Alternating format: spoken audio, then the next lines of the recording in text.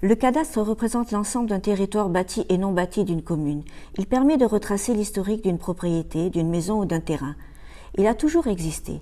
Il constitue l'instrument incontournable d'une répartition équitable de la contribution foncière. On trouve les premières traces du cadastre 4000 ans avant Jésus-Christ, à Tellao, dans le désert d'Arabie, une tablette chaldéenne, écrite en cunéiforme, qui décrit la ville de Dungui avec son plan et sa superficie. Environ 2600 ans avant Jésus-Christ, dans l'Égypte ancienne, le cadastre servait à délimiter les terres bordant le Nil et d'en estimer la superficie, et ceci afin de collecter l'impôt pour le pharaon. Les Romains créent un corps de géomètres et arpenteurs qui déterminent l'étendue et la configuration des territoires conquis et établissent un cadastre.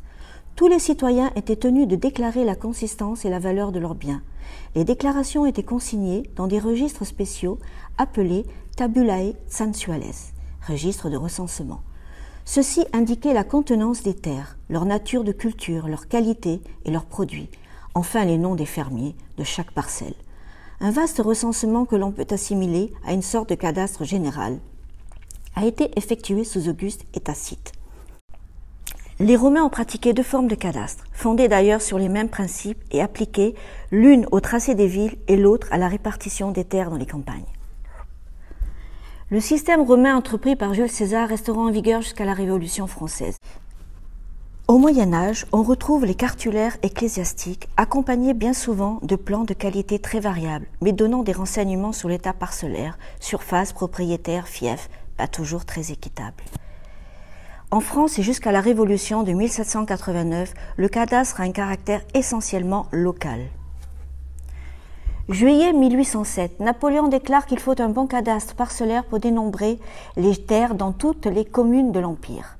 C'est Gaudin, ministre des Finances, qui fait édicter la loi du 15 septembre 1807, qui sera à l'origine du cadastre parcellaire. Celui-ci fera face à de nombreux changements sur les propriétés des parcelles et seules les matrices cadastrales seront à jour, ce qui ne sera pas le cas pour le registre napoléonien. La loi du 17 mars 1898 demande aux communes la réfection de leur cadastre, mais trop de communes ne pourront accéder à cette demande par manque de crédit.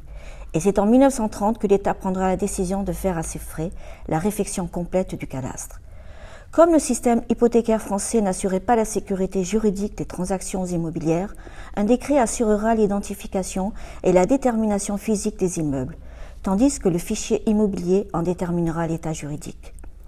La loi du 18 juillet 1974 a institué le remaniement cadastral, refonte complète des documents. Il faudra attendre les années 80 pour qu'une mise à jour en continu des données cadastrales soit réalisable via des fichiers informatisés. À ce jour, le cadastre n'offre aucune garantie de la contenance des parcelles et de leurs limites, mais en livre une représentation indispensable, mais à titre indicatif. Nous allons parler de notre bon vieux registre napoléonien. Ce registre des plans cadastraux napoléoniens de la ville de la Trinité, daté de 1872, il a été retrouvé au fond d'une cave sous l'actuel hôtel de ville. En état de dégradation avancée, cette pièce unique d'une grande beauté par sa reliure en cuir d'époque, avec ferrure en bronze, se devait d'être restaurée pour mémoire.